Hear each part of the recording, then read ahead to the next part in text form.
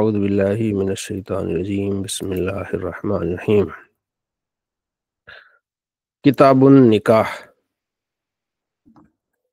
نکاح نکاح سے ملنا، کیونکہ دو فریق ملتے ہیں تو اصطلاح شرعی اصطلاح میں میاں یعنی ایک مرد اور ایک عورت ایجاب و قبول کرتے ہیں کہ میں بطور شوہر وہ بطور بیوی ایک دوسرے کو ہم قبول کرتے ہیں، ہم زندگی گزاریں گے۔ اس میں دو گواہ ہوتے ہیں، گواہوں کو ہونا لازمی ہے، دو مرد ہوں یا ایک مرد دو عورتیں ہوں، اور حق مہر کا ہونا اس میں ہے۔ تو یہ تین چیزیں، اور پھر آگے ہم پڑھیں گے کہ اس کا اعلان ہونا بہتر ہے۔ نکاح میں دو چیزیں دنیا میں بھی ہیں اور آخرت میں بھی ہیں، دو چیزیں، ایک ایمان اور دوسرا نکاح۔ ایمان دنیا میں بھی اور آخرت میں بھی، اور نکاح دنیا میں بھی اور آخرت میں بھی جو حوریں ہوں گی یا جو یہاں کی ازواج ہوں گی، تو یہ دو چیزیں بہت اہم ہیں۔ نکاح کرنا عام طور پر سنت ہے، بعض اوقات نکاح کرنا فرض ہو جاتا ہے، واجب ہو جاتا ہے، اور بعض اوقات نکاح کرنا منع ہو جاتا ہے، گناہ ہو جاتا ہے۔ نکاح عام طور پر سنت ہے۔ نکاح فرض اور واجب اس وقت ہو سکتا ہے کہ جب آدمی جوبن میں ہو، جوان ہو، اس کے اعضاء بالکل صحیح سلامت ہو، کھاتا پیتا ہو اور حق مہر دے سکتا ہو، اخراجات کر سکتا ہو، اور اسے یقین ہو کہ اگر میں نکاح نہیں کروں گا تو میں غلط کاری میں چلا جاؤں گا، اتنے اس کے پاس وسائل ہیں، تو ایسے شخص کے لیے نکاح کرنا فرض ہے کہ وہ نکاح کرے اور اپنی زندگی بہتر بنائے، بجائے یہ کہ ان پیسوں سے وہ غلط راستے پر جائے۔ ایسی حالت میں نکاح کرنا کہ پیسہ بھی ہے، دولت بھی ہے، اور اسے یہ یقین بھی ہے کہ اگر میں نکاح نہیں کروں گا تو میں غلط راستے پر چلا جاؤں گا، تو ایسے شخص کے لیے نکاح کرنا لازمی ہے۔ اس کی تمام تفصیل امام غزالی رحمۃ اللہ علیہ نے اپنی کتاب احیاء العلوم میں کی ہے۔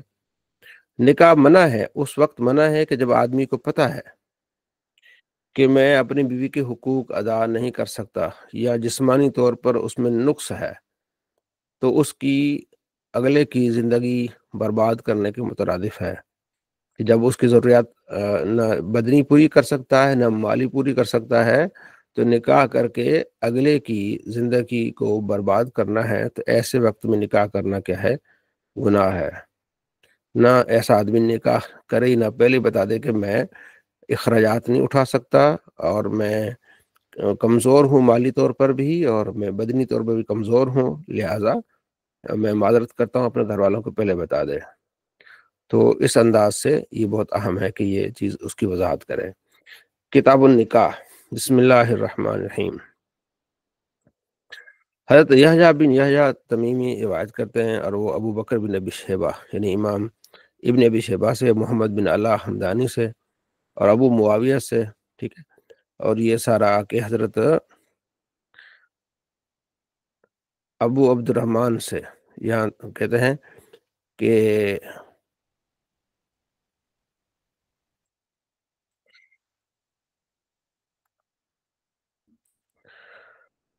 تو امشی مع عبداللہ بن عبداللہ حضرت عبداللہ بن مسعود کے ساتھ، میں کہہ رہے میں منی میں جا رہا تھا، تو مجھے حضرت عثمان ملے، فقام معه یحدث، میرے ساتھ کھڑے ہو کے باتیں کرنے لگے۔ حضرت عثمان نے حضرت عبداللہ بن مسعود سے کہا، اے ابو عبد الرحمن، کیا میں کسی نوجوان لڑکی سے تیرا نکاح نہ کر دوں؟ کیونکہ یہ زمانہ تھا حضرت عثمان غنی رضی اللہ تعالیٰ عنہ کی خلافت کا۔ حضرت عثمان غنی رضی اللہ تعالیٰ عنہ نے حضرت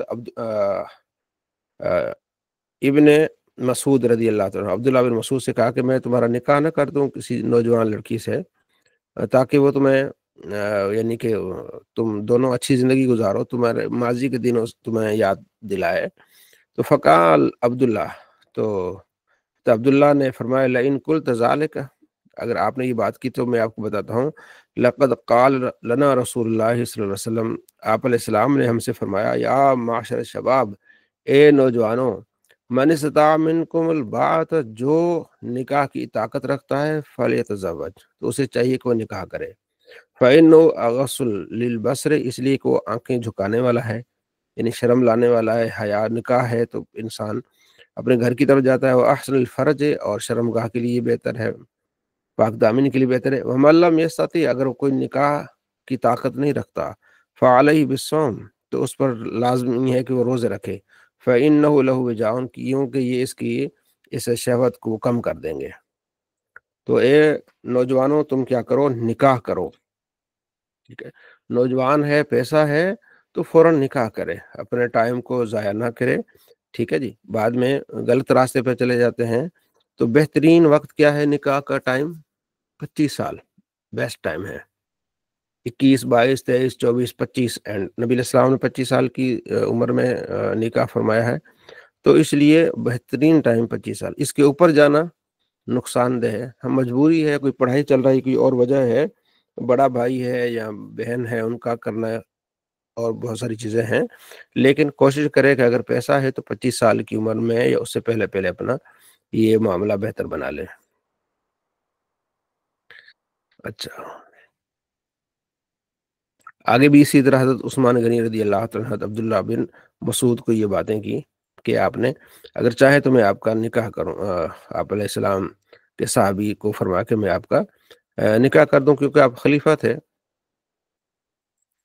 حضرت انس کہتے ہیں کہ ان نفر من اصحاب النبی سألوا ازواج النبی، آپ صلی اللہ تعالیٰ علیہ وآلہ وسلم کی جو ازواج تھی، انہوں نے آپ علیہ السلام کے پاس آئے، آپ صلی اللہ تعالیٰ علیہ وآلہ وسلم کے ایک صحابہ تھے، وہ آپ علیہ السلام کے ازواج کے پاس آئی نہیں، آپ علیہ السلام سے بات کرنے آئے، تو آپ علیہ السلام گھر میں نہیں تھے، تو ازواج مطہرات سے آپ علیہ السلام کے رات کے عمل کی بات پوچھی کہ آپ علیہ السلام رات کو کیا کرتے ہیں۔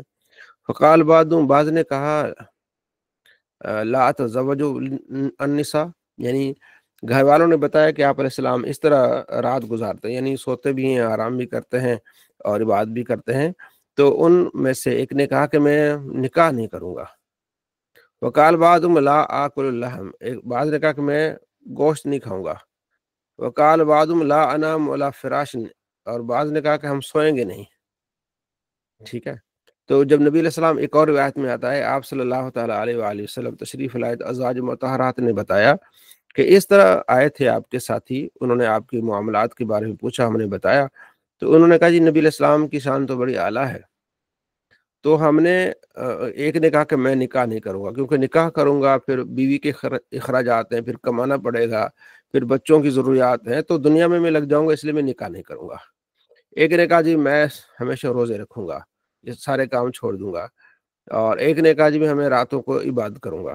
تو آپ صلی اللہ تعالیٰ علیہ وآلہ وسلم جو گھر تشریف لائے، تو آپ علیہ السلام کو گھر والوں نے بتایا، تو آپ علیہ السلام پھر مسجد گئے، سب کو بلایا، اعلان کیا، فحمد اللہ واثنى علیہ، اللہ کی حمد بیان کی اور اللہ کی ثنا بیان کی۔ اور ما بال اقوام، کیا ہوا ہے اس قوم کو اس طرح کی باتیں کرتے ہیں کہ ہم نے نکاح نہیں کرنا، ہم نے ہمیشہ روزے رکھنے ہیں، ہم نے راتوں کو نمازیں پڑھنی ہیں، لیکنی اصلی و انام، میں نماز بھی پڑھتا ہوں، سوتا بھی ہوں، واصوم و افطر، اور میں روزے بھی رکھتا ہوں اور روزے چھوڑتا بھی ہوں، اور میں نکاح بھی کرتا ہوں۔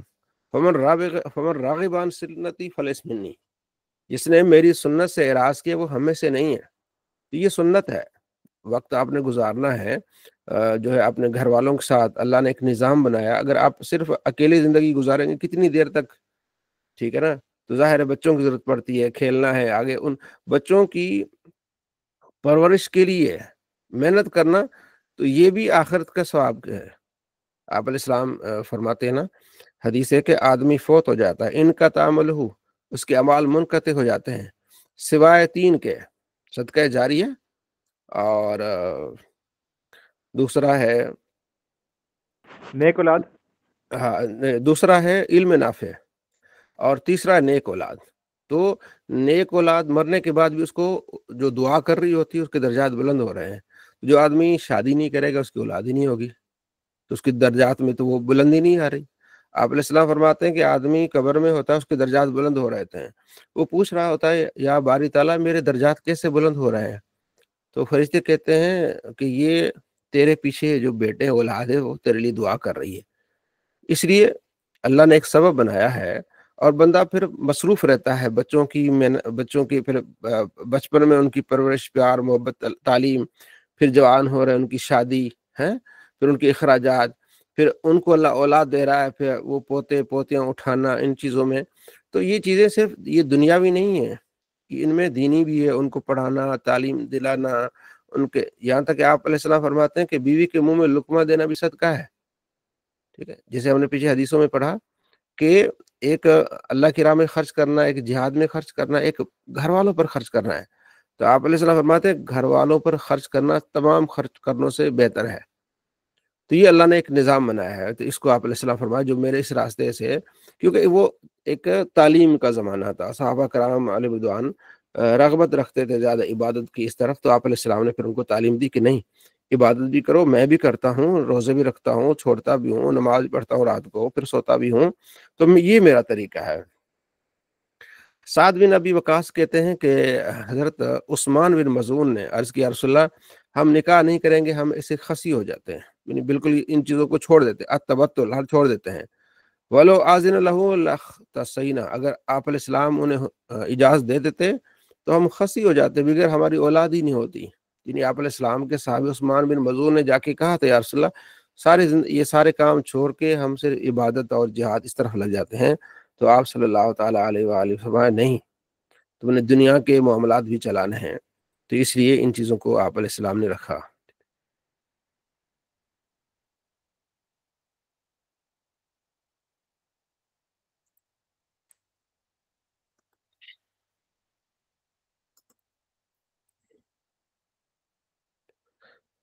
میں نے توجہ نہیں کی. یہ ہم بخاری شروع کر دی ہم نے. ٹھیک ہے جی، ہم نے شروع کرنی تھی مشکات المصابیح. ٹھیک ہے، مشکات ہے یہ ساری حدیثیں ہم نے صرف بخاری کی پڑھ لی. میں بھی سوچ رہا ہوں، میں نے تیاری جو کی ہے اس میں تو اور روایات یہ تو پڑھی ہوئی میں ہیں دیکھ رہا تھا بار بار. جی. تو یہ ہم نے بخاری شروع کر لی تھی. ٹھیک ہے جی، تو ہم نے چلے ہوا ایک طور سے. ہاں جی، چلے کوئی نہیں، فائدہ ہی ہوا ایک طور سے، بخاری بھی پڑھ لی. ہاں، صلی اللہ علیہ محمد صلی اللہ علیہ وسلم. کتاب النکاح مشکات المصابیح.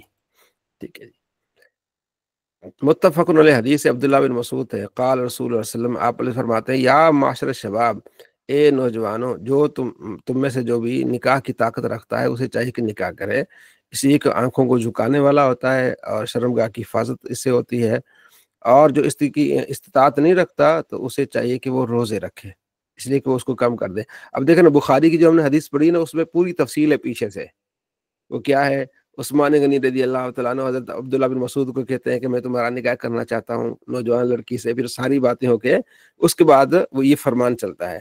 تو صاحب مسکات نے وہ پھر نبی علیہ السلام کا فرمان صرف کیا کیا، نوٹ کیا. ٹھیک ہے نا، تو یہ چیزیں ہیں. ایک بھائی کہہ رہے کہ آپ مسلم پڑھا رہے تھے.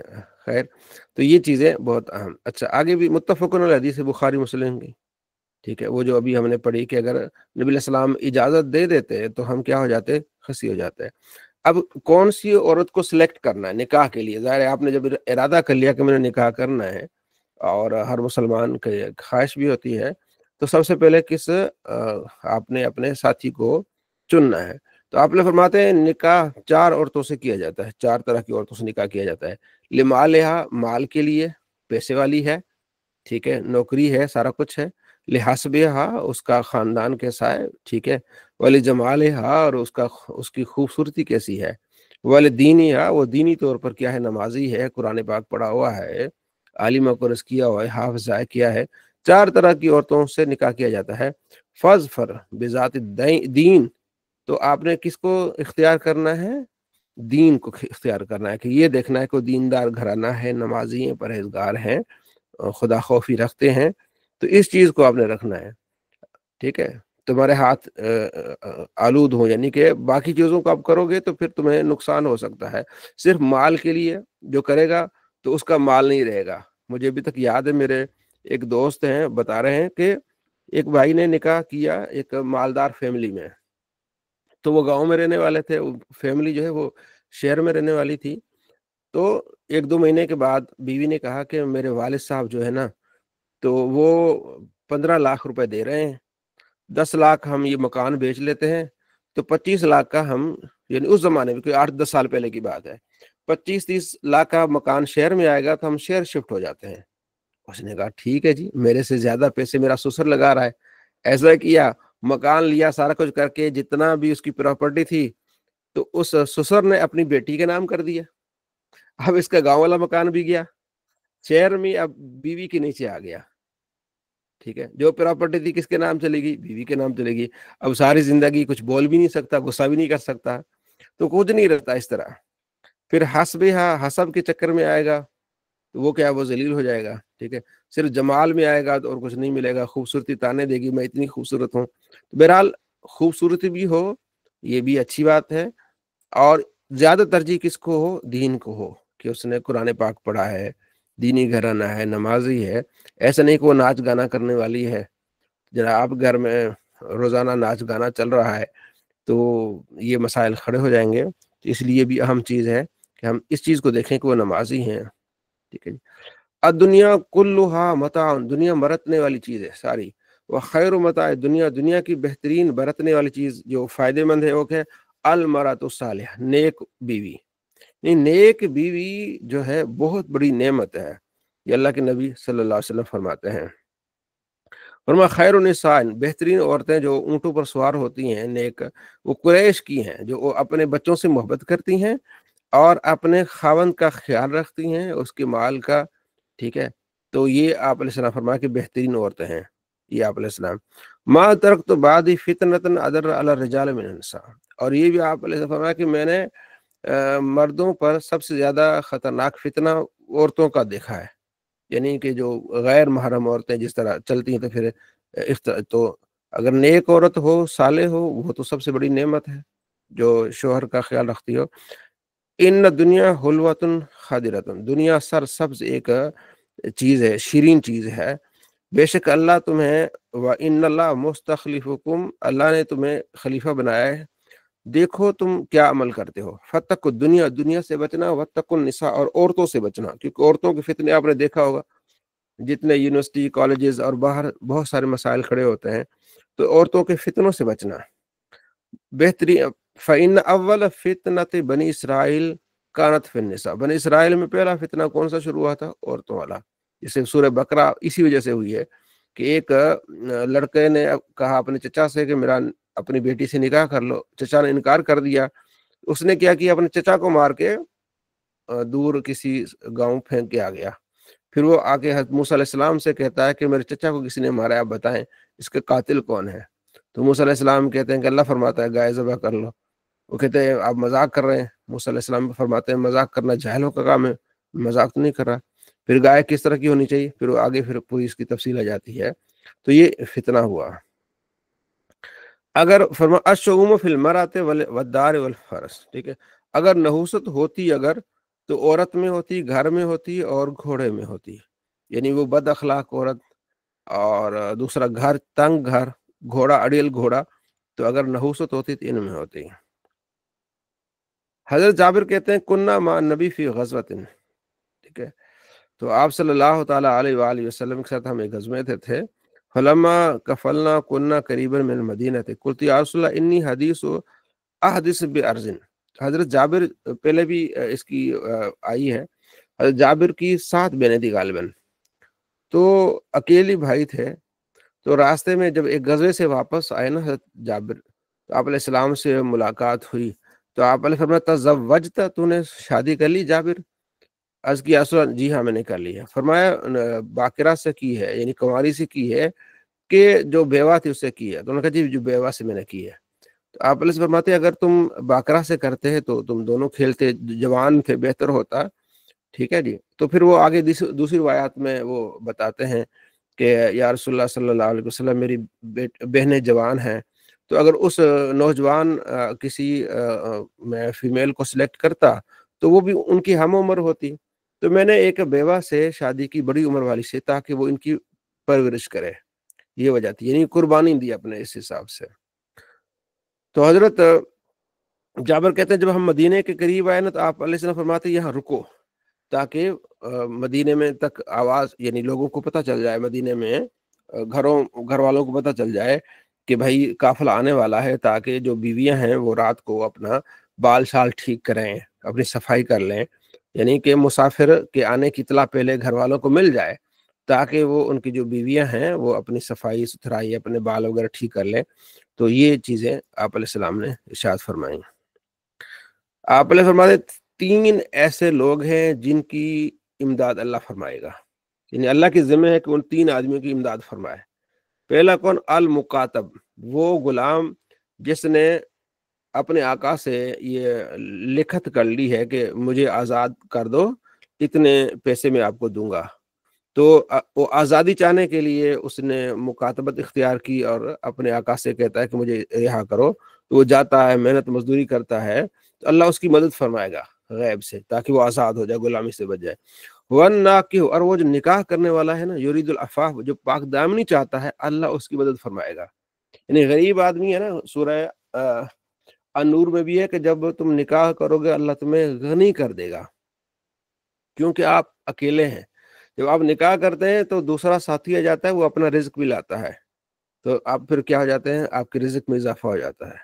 آپ نے دیکھا ہوگا اکثر شادی کے بعد انسان کی کامیابی میں چانس بہت زیادہ بڑھ جاتے ہیں، اور یہ میں نے دیکھا ہے کہ اگر آپ کی بیوی آپ کے حق میں دعا کرتی، وہ دعا بہت قبول ہوتی ہے۔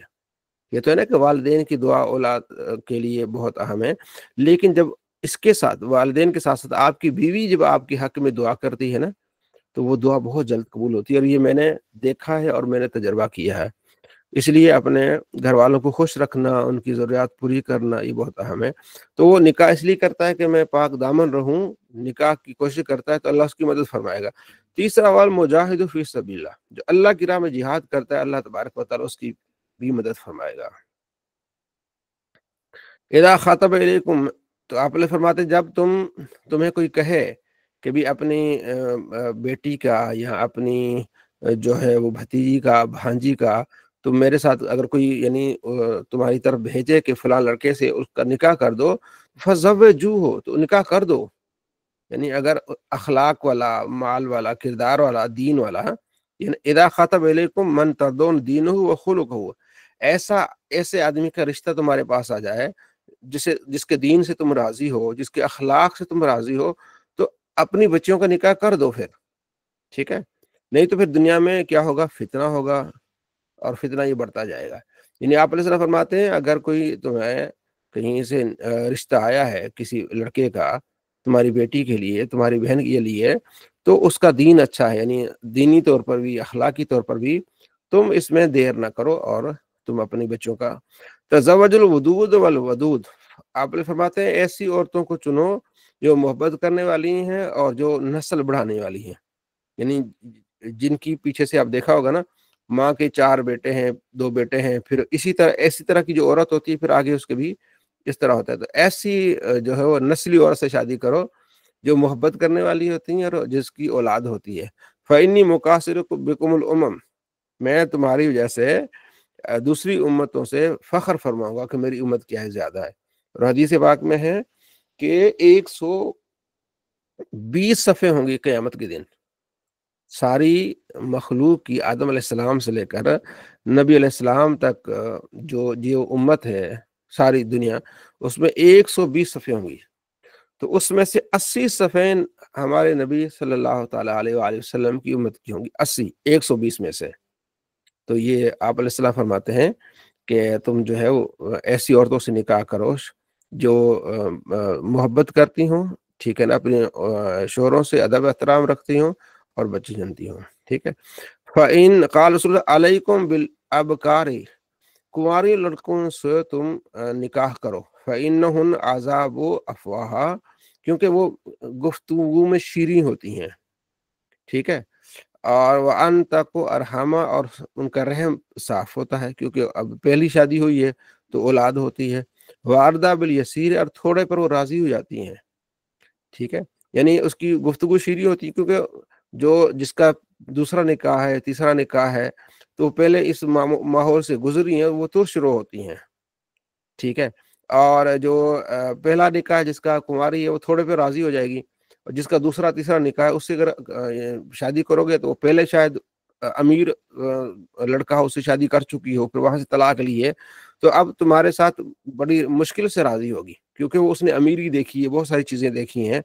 तो इसलिए कुंवारियों से निकाह करना, ये आप अलैहिस्सलाम ने यहाँ इरशाद फरमाया। लम तरा लिल मुतहाबीन मिसल निकाह, आप पहले फरमाते हैं कि दो मोहब्बत करने वालों को अगर आप देखेंगे ना, वो कौन से निकाह करने वाले हैं। अगर मोहब्बत है ना मियाँ लड़का लड़की की, तो वो कौन है, मियाँ बीवी है, ठीक है। तो ये दो मोहब्बत करने वाले कौन है, मन अराद अल्लाहु ताहिरन मुताहिरन, जो चाहता है कि अल्लाह मुझे, मैं अल्लाह से मिलूं पाक सुथरा, तो वो आज़ाद और दो से क्या करे, निकाह करे, ठीक है। मस्तफाद, आपने फरमाया मस्तफाद अल मोमिन बाद तकविल्लाह खैरन, अल्लाह के खौफ के अलावा, डरने के अलावा, उसके बाद जो इंसान को जिस चीज़ का सबसे ज़्यादा फायदा है ना, वो क्या है, नेक बीवी है। जब उसको हुक्म देता है उसकी इताअत करती है, जब उसको देखता है उसको खुश करती है, ठीक है। और अगर वो कसम उठाता किसी बात पे तो वो उसको पूरा करती है। वो अगर नहीं होता तो बीवी अपनी जान की और उसके अपने शोहर की माल की भी हिफाजत करती। काल रसूलुल्लाह सल्लल्लाहु अलैहि वसल्लम, अनस कहते हैं कि आप फरमाते इदा तज़व्वजल अब्दु, जब आदमी निकाह करता है, फ़क़द इस्तकमला निस्फ़ दीन, वो आधे दीन को मुकम्मल कर लेता है, आधा दीन। फल यत्तकिल्ला फिन निस्फिल बाकी, तो अल्लाह से डरो बाकी आधे दीन में। आधा दीन आपका निकाह से मुकम्मल हो गया तो बाकी अल्लाह से खशियत इख्तियार करो, तो तुम्हारा आधा दीन भी क्या हो जाएगा, मुका हो जाएगा। इन आज़मन निकाह बरकतन, बेहतरीन निकाह जिसमें बरकत है, अयसरहु मऊनतन, जिसमें खर्चा थोड़ा है, वो निकाह वो शादी क्या है, बेहतरीन है, जिसमें खर्चा क्या है, थोड़ा है। तो इस बाब में हमने निकाह के फजाइल और बरक़ात और किस तरह की औरत को सिलेक्ट करना चाहिए और किस तरह का ख़ानदान हो, इस बारे में हमने बहुत सारी रिवायत पढ़ी हैं। आगे जब आपने निकाह करना है तो उस औरत को देखना है, उस लड़की को देखना, एक नज़र ज़रूर देखें शादी से पहले, ताकि मोहब्बत में भी इजाफा होता है। दूसरा, इंसान को एक गोल का पता होता है कि फला नक्शनैन है उसके, उससे मैं क्या कर रहा हूँ, शादी कर रहा हूँ। तो आप अलैहिस्सलाम, अबू हुरैरा कहते हैं कि जा रजुल नबी, एक आदमी आप अलैहिस्सलाम की बारगाह में आया, तो कल उसने कहा इन्नी तज़व्वजतु इमरातन मिन अंसार, मैं अंसार की एक लड़की से निकाह करने लगा हूँ या रसूलल्लाह। आप अलैहिस्सलाम फनजुर, देख उसकी तरफ, यानी उसको, औरत को देख, लड़की को देख, क्योंकि उनकी आंखों में कोई नुक्स होता है, तो पहले देख ले। ये नहीं कि शादी के बाद फिर क्या इसकी आंख ठीक नहीं है, ये भींगी है, तो शादी से पहले देख ले। तो ये हुक्म है कि शादी से पहले एक दो नजर जरूर देखे। आप लोग फरमाते ला तुबाशिर मरअतुन मरअता, ठीक है, एक औरत दूसरी औरत के बारे में इस तरह अपने शोहर से बात ना करे। यानी एक दो सहेलियां हैं, तो औरत जो है अपनी सहेली का जिक्र अपने मियाँ के साथ ना करे, क्योंकि उसकी जब खूबियां बयान करती है कि मेरी सहेली इस तरह है, मेरी इस तरह है, मेरी इस तरह है, तो गोया का शोहर उसका देख रहा होता है और उसके दिल में बात आ जाती है। तो इसलिए अपने शोहर के साथ किसी लड़कियों का या दूसरी सहेलियों का जिक्र ना करो। ला यंजुरु रजुलु इला औरति रजुल, आदमी अपने साथ वाले आदमी की शर्मगाह को ना देखे, न औरत औरत को शर्मगाह देखे, ठीक है। और ना ही एक ही लिहाफ में जो है आदमी, आप दो आदमी आपस में सोएं, और न ही दो औरतें औरतें एक ही लिहाफ में बगैर बीच में लिबास के सोएं। तो ये आप अलैहिस्सलाम ने एहतियात बताई, इस तरह ना करें। इल्ला, अच्छा फरमाया कि ला जब तुम में से कोई किसी बेवा के घर में न रुके, ठीक है। अगर उसका महरम नहीं है तो ना महरम आदमी किसी बेवा के रात ना गुजारे, ठीक है। इय्याकुम अद्दुखूल अला निसाई, ऐसी औरतों के पास मत जाओ जिनके शोहर वहां नहीं है। सऊदीया में शोहर है, आगे पीछे शोहर है, तो ऐसी औरतों के पास जाने से आप अलैहिस्सलाम ने मना फरमाया है। तो अर्ज की या रसूलल्लाह, ये जो देवर होता है उसके बारे में क्या हुक्म है? फरमाया अल हमो अल मौत, देवर तो मौत है, क्योंकि अपनी वो भाभी से ज्यादा वो होता है, फ्री हो जाता है, तो फिर बाद में मसाइल खराब हो जाते हैं। तो देवर से भी पर्दा है, और देवर तो क्या है, मौत है। तो मैं सलमान ने आप अलैहिस्सलाम से इजाज़त चाहिए कि अब मैं हजामा करवाना चाहती हूँ। तो आप अलैहिस्सलाम ने अबू तैयबा को हुक्म दिया कि वो हजामा करें। ٹھیک ہے. تو وہ راوی کہتے ہیں کہ میرا گمان تھا کہ وہ آپ کے رضائی بھائی تھے، کیونکہ حجامہ جب کرنا ہے کاندھے کھول کے کرنا ہے ایسے، یا بازو کے اوپر کرنا ہے بازو کھول کے کرنا ہے، تو رضائی بھائی کر سکتا ہے. رضائی بھائی تھا ابو طیبہ اس وقت، یا آپ کا غلام تھا. ٹھیک ہے، ابو طیبہ. حضریر کہتے ہیں کہ یا رسول اللہ، اچانک نظر پڑنے کے بارے میں آپ کیا کہتے ہیں؟ کسی لڑکی پر اچانک نظر پڑ جائے، فرمایا پھر نظر پھیر دو. ٹھیک ہے. اور عورت جب آتی ہے تو ساتھ میں شیطان دعوت دیتا ہے برائی کی طرف، جب جاتی ہے تو پھر شیطان کی صورت میں. جب کسی کو عورت پسند آئے، اس کے دل میں کوئی بات آ جائے، تو اپنے گھر والوں کی طرف غور کرے، ادھر چلا جائے. اذا خطب احدکم المرأۃ، اگر تم کسی عورت کو یعنی نکاح پیغام نکاح دو، ٹھیک ہے، تو اگر مناسب ہو سکے تو اسے ضرور دیکھو. ٹھیک ہے، اس کے بعد پھر کیا کو نکاح کے بارے میں بات کرو. اگلی روایت میں بھی ایسا ہی ہے. تو اگلی حدیث میں عبداللہ بن مسعود کہتے ہیں کہ آپ علیہ السلام نے ایک عورت کو دیکھا جو آپ کو اچھی لگی، تو آپ فوراً گھر آئے، حضرت سودا سے ملے اور آپ علیہ السلام نے سے صحبت اختیار کی. المرأۃ عورت اذا خرجت، ٹھیک ہے، عورت جب نکلتی ہے نا بناؤ سنگار کر کے، تو ایک شیطان کا روپ بن جاتی ہے، یعنی برائی کی طرف دعوت دینے والی ہوتی ہے. حضرت علی نے عرض کیا یا رسول اللہ، میں ایک نظر دیکھ لوں، پھر دوبارہ نظر عورت کی طرف آئے، تو فرمایا پہلی نظر معاف ہے، لیکن دوبارہ نظر نہ کرو. آپ نے فرماتے جب اذا زوج احدکم عبدہ، کوئی آدمی اپنے غلام کی، اب جب اس کی اپنے غلام کی شادی کر لے لونڈی سے، یعنی اس کی لونڈی بھی ہے اور اس کا غلام بھی ہے، اور ان دونوں کی شادی کر لے، تو پھر لونڈی کی طرف نہ دیکھے، اس کی سطر کی طرف نہ دیکھے. کیونکہ ویسے تو عام ہے جب کوئی بھی آدمی اگر اس کی لونڈی ہے تو اس کے ساتھ مل بھی سکتا ہے، صحبت بھی کر سکتا ہے، اس سے کوئی پردہ نہیں. لیکن جب وہ لونڈی کا نکاح کر لے کسی غلام کی، تو اب یہ کام نہ کرے. اگلی روایت ہے کہ جو ران ہے نا، ران انسان کی، یہ بھی کیا ہے؟ یہ بھی سطر میں ہے. گھٹنا، یہ بھی گھٹنے سے لے کر ناف تک آدمی کی یہ سطر ہے، اس کو چھپانا لازمی ہے. عورت پورا جسم، عورت کا جو پورا جسم ہے نا، وہ کیا ہے؟ وہ سمجھو کہ سطر ہے، کہ وہ اس کو پردے میں رکھے گی. صرف ہتھیلیاں ہیں، چہرے کا یا ٹکلی ہے، 2 پاؤں ہیں. تو مرد کی جو شرم گاہ ہے وہ کیا ہے جو اس کو چھپانی ہے؟ وہ ناف سے لے کر گھٹنوں تک. ٹھیک ہے. تو یہ آپ علیہ السلام نے یہاں ایاکم التعری، بچو ننگے ہونے سے. ٹھیک ہے. فَإِنَّ مَعَكُمْ، جو تم میں سے واش روم میں ہوتا ہے اس وقت بات نہ کرے، اور جب بیوی کے ساتھ ہوتا ہے اس وقت بھی، کیونکہ اس وقت فرشتے اس سے الگ ہو جاتے ہیں تو وہ حیا کرتے ہیں. ٹھیک ہے، ایسی حالت میں باتیں نہ کریں. حضرت ام سلمہ کہتی ہیں کہ ہم آپ علیہ السلام کے بارے میں موجود تھے، تو حضرت میمونہ بھی تھی، تو عبداللہ بن ام مکتوم صحابی آئے، نابینا تھے. آپ علیہ السلام ان سے پردہ کرو. ہم نے کہا یا رسول اللہ وہ تو نابینا ہے، وہ تو ہمیں دیکھ نہیں رہا، ہم پردہ کیسے کریں؟ فرمایا تم تو نابینا نہیں ہو نا، وہ نابینا ہے، تم تو اسے دیکھ رہی ہو، اس لیے تمہیں کیا کرنا چاہیے؟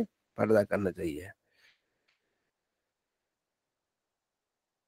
لا یخلون رجل بامرأۃ، آدمی کسی عورت سے خلوت میں نہ بیٹھے، الا کان ثالثہما الشیطان، تو تیسرا ان کے درمیان کون ہوگا؟ شیطان ہوگا.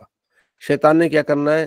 وسوسے ڈالنے ہیں. جب بھی کسی فیمیل سے، یعنی وہ عورت جو جس سے نکاح ہو سکتا ہے اور غیر محرم ہے، محرم نہیں ہے، ٹھیک ہے، اجنبی عورت ہے، تو وہ اس سے اکیلے میں مت بیٹھا کرو. تیسرا کون سا ہوگا؟ شیطان ہوگا. ٹھیک ہے.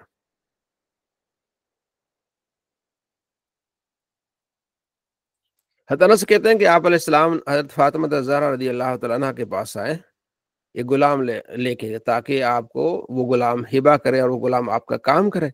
تو حضرت فاطمہ ان کے پاس چادر تھی، جو اب سر پہ ڈالتے تو پاؤں تھوڑے ننگے ہوتے، پاؤں پہ ڈالتے تو سر ننگا ہوتا. تو آپ علیہ فرماتے بیٹا مسئلہ نہیں ہے، انہ لیس علیک باسن، کوئی حج نہیں تجھ پر، کیونکہ انما ہو ابو کا، یہ آپ کے والد ہیں، وہ غلام، یہ آپ کے غلام ہے، یعنی میں آپ کا والد ہوں، والد سے کیا پردہ، اور یہ غلام ہے. ٹھیک ہے، چھوٹے بچے غلام ہیں تو اس سے کیا پردہ. تو یہ بھی ان کا احتیاط تھا کہ فوراً سر بھی ڈانپ رہی تھی اور پاؤں بھی ڈانپ رہی تھی. ٹھیک ہے. تو ام سلمہ کہتی ہیں کہ آپ علیہ السلام کے ازواج کے پاس ایک گھر میں ایک ہجڑا آیا. ہجڑا، اس نے عبداللہ بن ابی سے کہا جو بھائی تھا ام سلمہ کا کہ اے عبداللہ اگر یہ طائف کل فتح ہو گیا نا تو میں تمہیں غیلان کی بیٹی کے بارے میں بتاؤں گی، وہ بڑی خوبصورت ہے، وہ آتی ہے تو بڑی کیا ہی ہوتی ہے، بجاتی بڑی کیا ہوتی ہے، یعنی تعریف بیان کی۔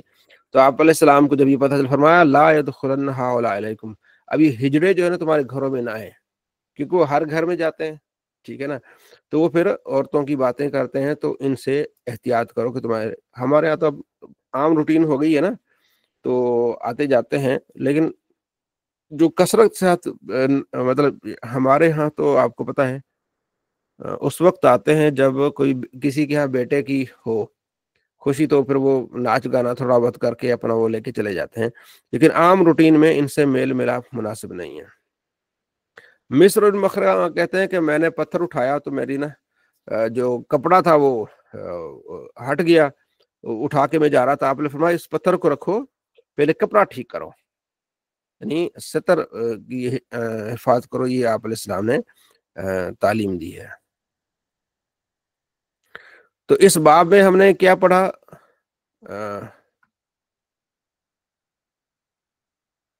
کون بتائے گا؟ یہ جو ہم نے باب پڑھا، جی جی جی جواد صاحب۔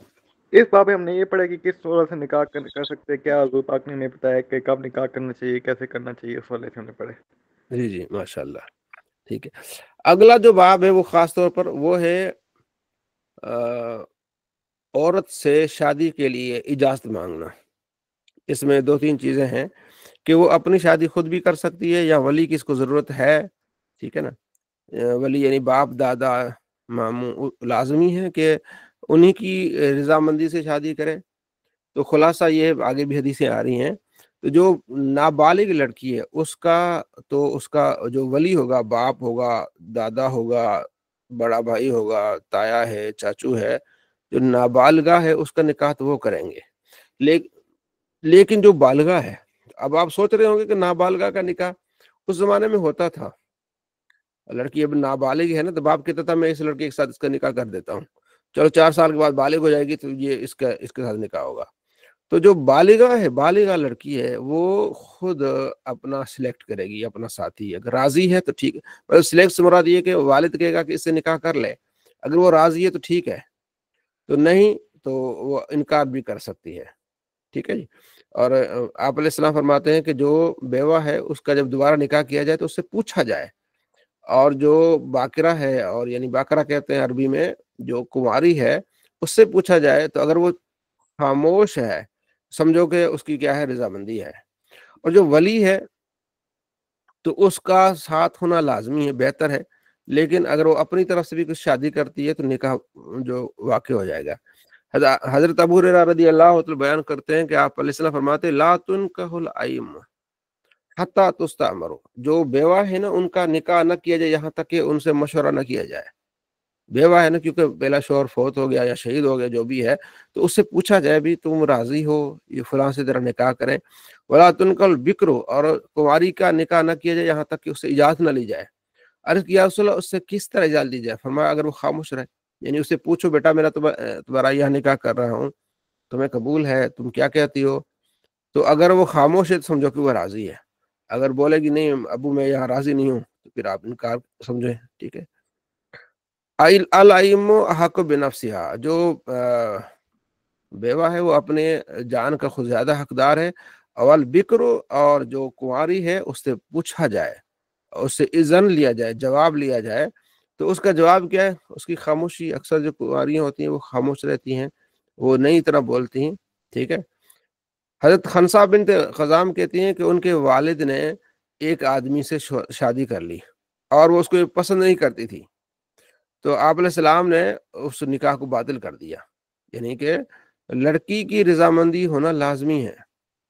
حضرت عائشہ رضی اللہ عنہ فرماتی ہیں کہ ان کا نکاح 7 سال کی عمر میں ہو گیا، پھر جب 9 سال کی تھی تو پھر ان کی پھر رخصتی ہو گئی، اور جب رخصتی ہوئی تو اس وقت وہ بھی گڑیوں سے کھیل رہی تھی، یعنی کہ ابھی اتنی میچور نہیں تھی، لیکن جب 18 سال کی ہوئی تو پھر نبی علیہ السلام دنیا سے چلے گئے، تو 9 یعنی کہ 10 ہاں جی 10 سال تک 9 ہو گئے، 10 11 12 13 14 15 16 17 18، یعنی کہ ہاں 10 سال کے قریب، 10 سال آپ علیہ السلام کی رقابت میں رہی حضرت عائشہ رضی اللہ تعالی عنہا۔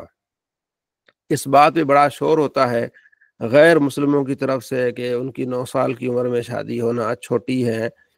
دیکھو جب لڑکی بالغ ہو جائے اور وہ راضی ہے، ٹھیک ہے نا، تو اس میں تو کوئی حرج نہیں ہے۔ جب بالغ ہو گئی، ٹھیک ہے جی، تو 9 سال میں لڑکی بالغ ہو جاتی ہے۔ اور وہ جو علاقے ہیں جو عرب شریف ہے، وہاں ان کی غذا اور ہے، ان کی غذا کیا کھجوریں ہیں، اس طرح کی گرم غذائیں ہیں جس سے لڑکی بہت جلدی بالغ ہو جاتی ہے۔ تو 9 سال کی لڑکی بالغ ہو گئی تو اس کے بعد اس کی چاہے جہاں بھی وہ خود کر لے، ان کے پیرنٹس کر لیں، ولی کر لے، جہاں بھی نکاح کر لیں، تو اس میں کوئی حرج نہیں ہے۔ تو یہ ان کا اعتراض ہونا کیا ہے، ایسے ہی باطل ہے۔ جی جواد صاحب۔ حضرت ولی کا والا مسئلہ مجھے دوبارہ ایکسپلین کر دیں، سمجھ نہیں آیا تھا۔ ہاں، ولی ہوتا ہے کہ جب نکاح ہو نا تو والد صاحب کی رضامندی ہونی چاہیے، بھائی کی ہونی چاہیے، ٹھیک ہے نا۔ بھائی کہے کہ اپنے سسٹر کو کہ میں آپ کا یہاں نکاح کرنا چاہتا ہوں، ٹھیک ہے نا، تو وہ نکاح میں موجود ہو، اس کی سرپرستی ہو، یعنی لڑکی اپنی طرف سے جا کے کہیں نکاح نہ کرے، یہ بہتر ہے، مستحب ہے۔ جب ولی کا ہونا بہتر ہے احناف کے نزدیک، وہ جہاں چاہے آزاد کر سکتی ہے، لیکن معاشرہ اور اخلاقی اقدار میں یہ ہے کہ اپنے والد کو راضی کرے، اپنے بھائیوں کو راضی کرے کہ میں یہاں نکاح کرنا چاہتی ہوں، تو آپ ہماری سرپرستی کریں، ٹھیک ہے۔ پہلے لین دین ہو، منگنی ہو، دعا سلام ہو، یہ نہیں کہ ابھی صبح نکلی ہے کالج پڑھنے کے لیے، یونیورسٹی پڑھنے کے لیے، شام کو آئیے کہ میں نے نکاح کر لیا، ٹھیک ہے جی۔ تو یہ معاشرے میں اخلاقی طور پر یہ مناسب نہیں ہے۔ کرے گا تو نکاح ہو جائے گا، لیکن یہ مناسب نہیں ہے جب ان کے والدین راضی نہیں ہیں، تو والدین کو راضی کرے، ان کی سرپرستی میں نکاح کرے، ٹھیک ہے جی۔ جی احمد رضا بھائی۔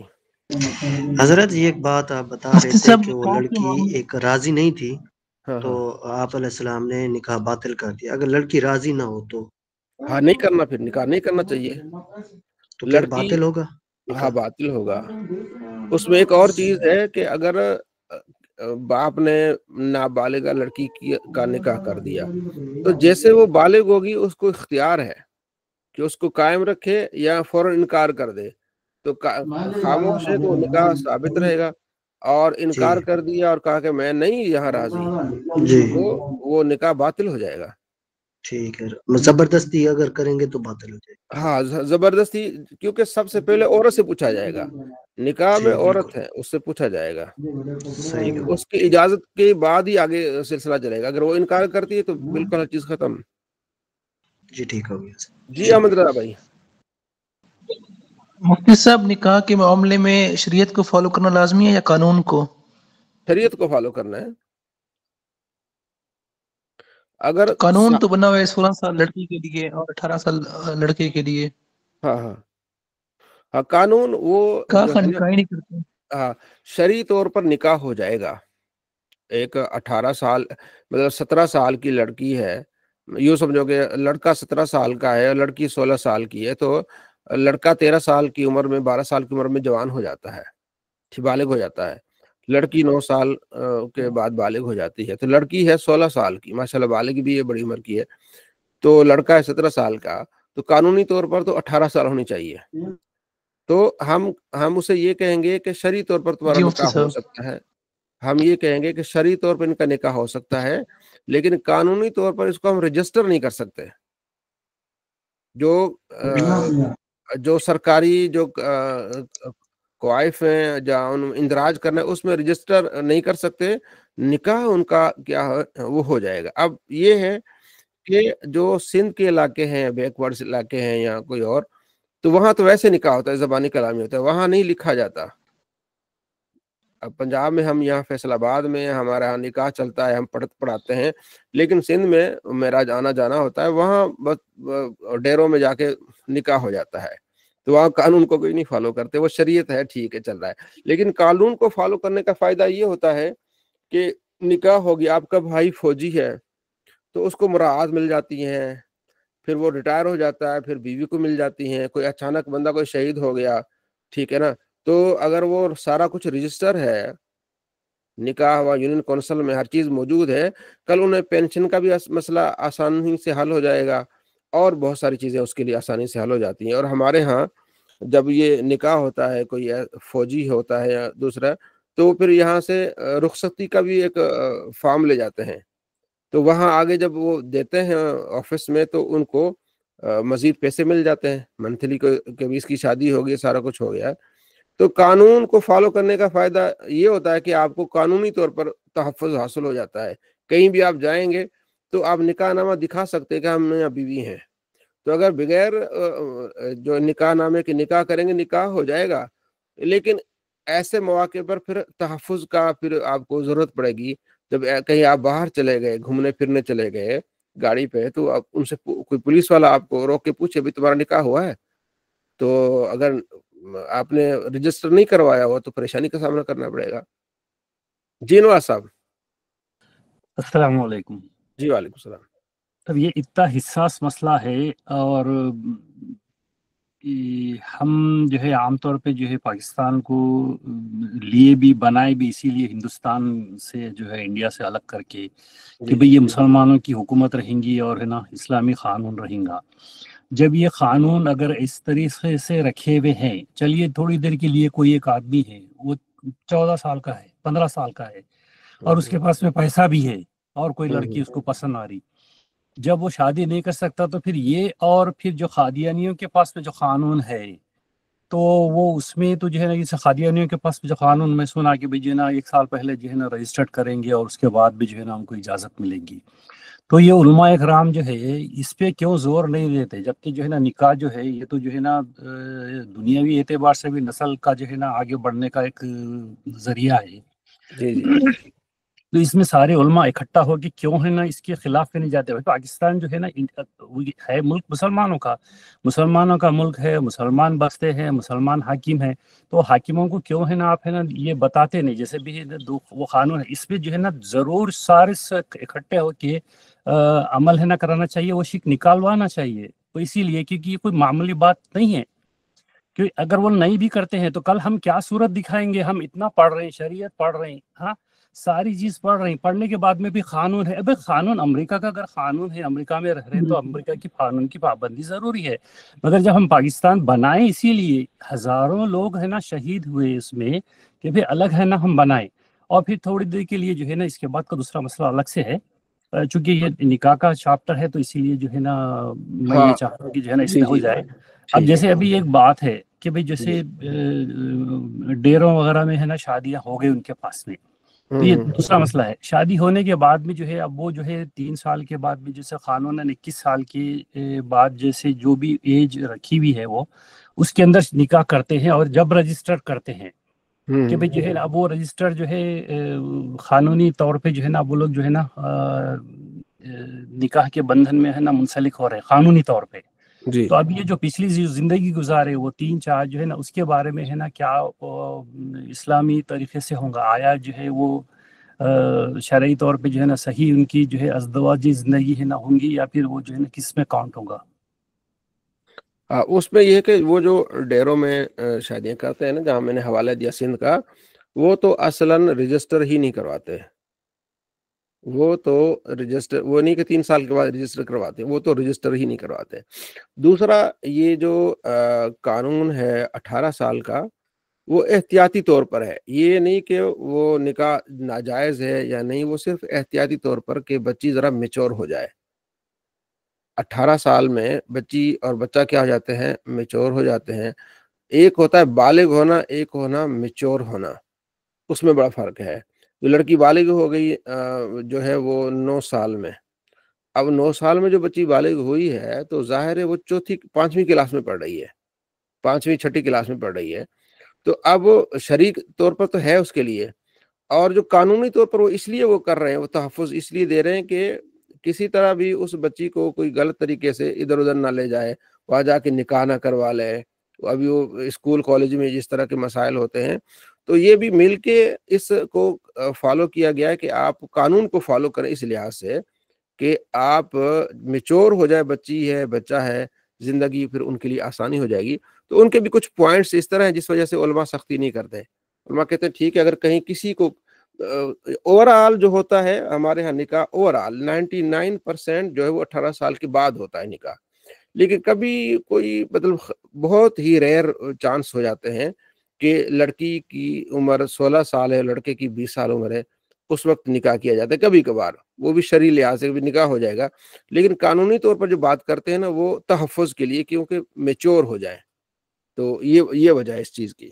ابھی ہم نے ہمارے جو ساتھی ہیں، ایک حافظ صاحب ہیں، تو ان کی بیٹی کا نکاح ہوا ہے، وہ 16 سال کی ہیں، لڑکا وہ ہے وہ مکے میں رہتا ہے، تو انہوں نے آئے چھٹی پہ، انہوں نے کہا جی ہم نے نکاح لینا ہے، نکاح لینا ہے، جو بھی ہم نے کبھی 18 سال پورے، ان کے نہیں جی ہم نے نکاح لینا ہے، بعد میں ہم پھر ان کو ادھر بلائیں گے، جو وزٹنگ پہ ہوگا سارا کچھ یہ وہ، تو ان کو پھر انہوں نے نکاح لیا، پھر ہم نے ان کو رجسٹر میں درج نہیں کیا، بعد میں وہ کال کرتے رہے کہ ہمیں کوئی فارم بنا کے بھیجے، ہم نے کہا ہم نے آپ کو پہلے بتا دیا ہے کہ رجسٹر میں درج نہیں ہوگا، وہ قانون ہے کہ 18 سال ذرا میچور ہو جائے۔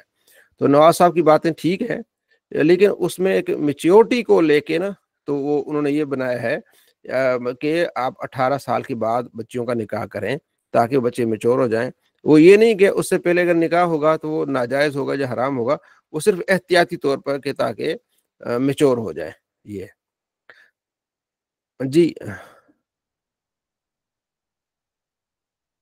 ہاں، بھائی مختوم کہہ رہے ہیں کہ اب تو لڑکیوں کی لیٹ ہی کرتے ہیں، 25 سال 30 سال ہو جاتی ہے، تو بہرحال 18 سال کی عمر بھی ہو جائے نا تو وہ کافی بیسٹ ہو جاتا ہے۔ تو 18 سال کی عمر میں لڑکی، یعنی کہ وہ اس نے BA پاس کر لیا ہے، ٹھیک ہے نا؟ اچھا سر، دیہاتوں میں جلدی کر دیتے ہیں، ہاں جی، دیہاتوں میں جلدی کر لیتے ہیں، دیہاتوں میں ہاں شہروں میں اس لیے ذرا لیٹ ہوتا ہے کہ وہ پڑھی MA کر لیا، BA کر لیا، اس کے بعد پھر آگے تھوڑا کچھ چیزیں ہوتی ہیں۔ دیہاتوں میں آج کل بھی وہی ہے قانون، اچھا جلدی ہو جاتی ہے۔ چلے، یہ ہمارے طلع تھا ولی سے، لا نکاح الا بے ولی، نکاح نہیں ہوگا ولی کے بغیر۔ تو یہاں جو حکم ہے یہ احتیاطی طور پر کہ ولی کے بغیر بندہ نکاح نہ کرے، ٹھیک ہے؟ لا نکاح الا یعنی کہ بڑا سرپرست ہونا چاہیے، تو اس کے ساتھ ہی نکاح ہونا چاہیے۔ یہ جو ہمارے ہاں موقف وہ یہ ہے کہ اس میں احتیاطی ہے، ٹھیک ہے؟ ایما امرۃ نکحت بغیر اذن ولیہا، جو عورت بغیر ولی کے نکاح کرتی ہے اس کا نکاح باطل ہے، باطل باطل ہے۔ یہ بھی پوری وضاحت کی گئی ہے، تنبیہ بیان کی گئی ہے کہ ولی کا ہونا بہت اہم ہے، ٹھیک ہے جی۔ جی حضرت اگر ان کے چاچو یا ماموں ولی بن جائیں تو پھر ہو جائے گا؟ وہ ولی ہے، وہ بھی ولی ہے، چاچو ماموں تایا دادا یہ سارے ولی میں شامل ہوں گے۔ وہ باغی ٹھیک ہے۔ عورت ہے جو خود نکاح کرتی ہے، یہ آپ علیہ السلام فرمایا، ٹھیک ہے؟ تو اب چونکہ قرآن پاک میں ہے کہ جو ہے وہ خود نکاح کر سکتی ہے اپنا، تو اس لیے ہمیں حکمی طور پر ہم یہ کہیں گے کہ اس کا نکاح ہو جائے گا، لیکن معاشرے اور اخلاقی طور پر اسے چاہیے کہ وہ ولی کو، والدین کو راضی کر کے، اور والدین کو بھی سمجھنا چاہیے کہ ہاں اگر ہمارا بچہ یہاں پڑھا ہے اور بچی یہاں راضی ہیں تو اس میں ان کو زیادہ رکھنا نہ ڈالیں۔ جی نوی صاحب۔ جی السلام علیکم استاد صاحب۔ جی وعلیکم السلام۔ استاد صاحب ابھی پیچھے یہ عبارت گزری ہے نا کہ بغیر ولی کے نکاح نہیں ہوگا، تو سوال یہ تھا جیسے اپنا لڑکا لڑکی خود ہی یعنی کہ ایجاب قبول کر لیتے ہیں، وہ کہتے ہیں جی مجھے قبول ہے، وہ کہ جی تو اس طرح تو ظاہر بات ہے نکاح نہیں نہ ہوگا، ظاہر وہ کسی پہ ہاں اس طرح اگر کوئی گواہ ہے پھر تو ہو جائے گا، اکیلے یعنی نہیں خود اب ہوگا۔ اکیلے بیٹھے ہوئے ہیں، خود ہی یعنی کہ ایجاب ہاں قبول کی کوئی باتیں کریں ہاں، تو اس طرح تو نہیں ہوگا نا؟ نہیں وہ نکاح نہیں ہوگا، خود اکیلے بیٹھ کے ایجاب قبول کرنے سے نکاح نہیں ہوگا، گواہ ہونے چاہیے، ٹھیک ہے جی۔ ولی سے مراد پھر جو اپنا قاضی ہے نا حضور؟ نہیں، ولی سے مراد ان کے والدین ہیں، ان کے بڑے رشتہ دار ہیں، بھائی ہے بڑا، ٹھیک ہے جی، ان کی جو سرپرست ہیں۔ صاحب وہ والد صاحب نکاح تھوڑی پڑھائیں گے؟ نہیں ان کی اجازت ہونی چاہیے، ان کی سرپرستی ہونی چاہیے کہ ہاں بیٹا ادھر ہم تمہارا نکاح کرتے ہیں۔ حضرت ولی یہ جو کورٹ میرج کر لیتے ہیں تو اس کا کیا ہاں بنے گا؟ پھر ولی بھی ساتھ نہیں ہوتا، چھپ کے ہاں کر لیتے ہیں، گواہ بھی وہی ہے اور نا کوئی کہ ہوتے ہیں۔ بہتر ہے کہ ولی ساتھ ہو، اگر وہ اس طرح کر لیتی ہیں تو نکاح ہو جائے گا، ٹھیک ہے جی، نکاح ہو جائے گا، لیکن بہتر مستحب یہ ہے، کمال اس میں یہ ہے کہ ان کے والدین کی رضامندی شامل ہو، پھر وہ نکاح کرے۔ حدیث میں ان جاریتن بکرن، ایک جو ہے وہ نوجوان لڑکی کنواری آئی آپ علیہ السلام کے ساتھ پاس، فذکرت ان ابا زوجہا وہی کارہن، ٹھیک ہے، اس نے کہا یا رسول اللہ میرے والد صاحب ایک میری شادی کر رہے ہیں، میں اس سے ناپسند کرتی ہوں، میں راضی نہیں ہوں۔ فخیرہ النبی، آپ علیہ السلام نے پھر اسے اختیار دے دیا کہ تیری مرضی ہے، تو اس کو ناپسند کرتی ہے، تو راضی نہیں ہے، تو تیرا نکاح نہیں ہوگا۔ تو عورت کی رضامندی بھی کیا ہے، لازمی ہے، اور عورت کو چاہیے کہ والدین کا بھی خیال کرتے ہوئے نکاح میں ان کو بھی شامل کرے، اس کو کہتے ہیں ولی کہنا۔ اگر ولی کے بغیر کر لے گی تو ہو جائے گا، اولا نہیں ہے یہ نا، نکاح باطل ہے، مطلب نکاح اولا نہیں ہے، ٹھیک ہے جی۔ اگلا باب اعلان نکاح، جب نکاح ہو نا تو اعلان ہونا چاہیے، ٹھیک ہے جی، سب کو دعوت ہونی چاہیے، ٹھیک ہے، مسجد میں ہو تو اور بہتر ہے، ٹھیک ہے، اور جمعے کا دن ہو یہ بھی اور بہتر ہے۔ حضرت ربیع بنت معوذ کہتی ہیں کہ جب میری شادی ہوئی تو نبی علیہ السلام آئے، جہاں میں بیٹھی ہوئی تھی، آپ میرے قریب بیٹھے، ٹھیک ہے، تو وہاں دف بجایا جا رہا تھا، عورتیں جو ہے نا بچیاں وہ گا رہی تھیں، ٹھیک ہے جی، بدر کے جو ہمارے آباء اجداد شہید ان کے بارے میں گا رہی تھیں۔ تو ان میں سے ایک نے کہا وفینا نبی یعلم ما فی غد، ہمارے درمیان ایسے نبی ہیں جو کل کی بات بھی جانتے ہیں۔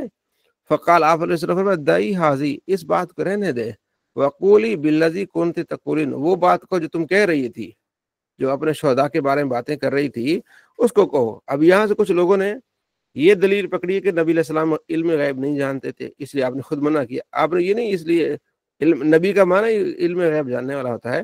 وہ آپ علیہ السلام فرماتے یہاں جو ہے وہ آباء اجداد کی بات ہو رہی ہے، اس طرح کی چیزیں ہو رہی ہیں، تو وہ جو کر رہی ہے نا اسی کو کرتے رہو۔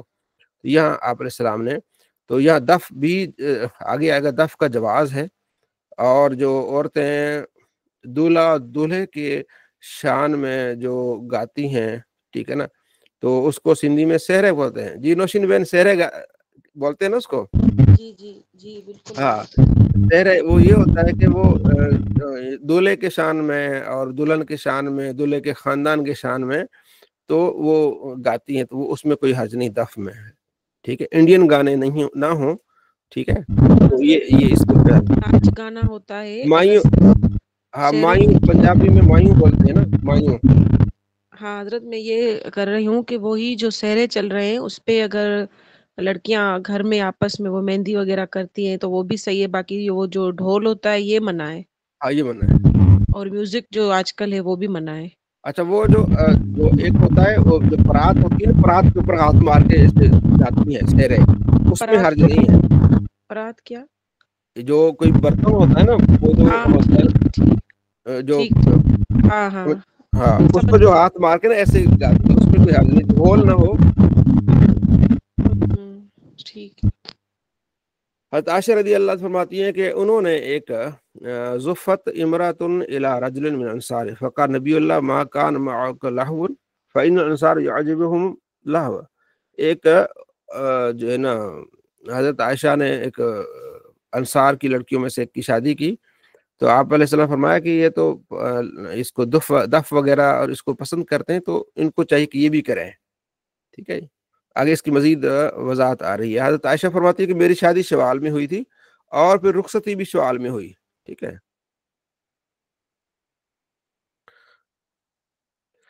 آپ علیہ السلام فرماتے ہیں کہ اگر کہیں بات چل رہی ہو، لا یخطب الرجل علی خطبۃ اخی، کہیں کسی کے نکاح کی بات چل رہی ہے تو دوسرا آدمی اس کے نکاح کی دعوت نہ دے، ٹھیک ہے جی، یعنی کہ دو گھروں میں آپس میں بات ہو رہی ہے، کہہ رہا کہ ہم نے بیٹے کی وہاں کرنی ہے، اب بات چل رہی ہے، تو تیسرا گھر وہ نہ کہ ہم نے اپنے بیٹے کی وہاں کرنی ہے، وہاں بات اگر ہو گئی تو ٹھیک، اگر وہاں بات ختم ہو گئی ہے، 2-4 ہفتے ہو گئے بھی نہیں، انکار ہو گیا، پھر آپ وہاں جو ہے اپنا رشتہ بھیجیں اپنے بیٹے کا، بھائی کا، تو رشتے کے اوپر رشتہ نہ بھیجیں، یہ آپ علیہ السلام نے تعلیم دی ہے کس طرح نہ کریں۔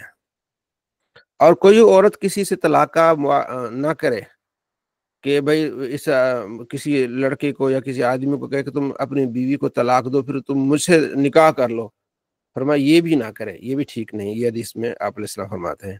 اور اس حدیث میں نہا عن الشغار والشغار، شغار سے آپ علیہ السلام نے منع فرمایا۔ شغار یہ ہوتا ہے کہ آدمی کہتا ہے کہ میں اپنی جو ہے وہ بہن کا رشتہ کرتا ہوں تمہارے ساتھ، تم اپنی بہن کا رشتہ کرو میرے ساتھ، تو حق مہر نہیں ہوگا، بس تم ادھر رکھ لو میں ادھر رکھ لوں، اس کو کہتے ہیں شگار۔ یہ اکثر وہ جو ہمارے وٹا سٹا ہوتا ہے نا وہ تھوڑا مختلف ہوتا ہے، تو لوگوں نے اس کے ساتھ اس کو شامل کر دیا۔ اس میں وٹے سٹے میں یہ ہوتا ہے کہ وہ حق مہر اس میں موجود ہوتا ہے، شگار میں یہ ہوتا ہے کہ حق مہر ہی نہ ہو، بس تم ہماری لڑکی لے جاؤ، ہم تمہاری لڑکی لے آتے ہیں۔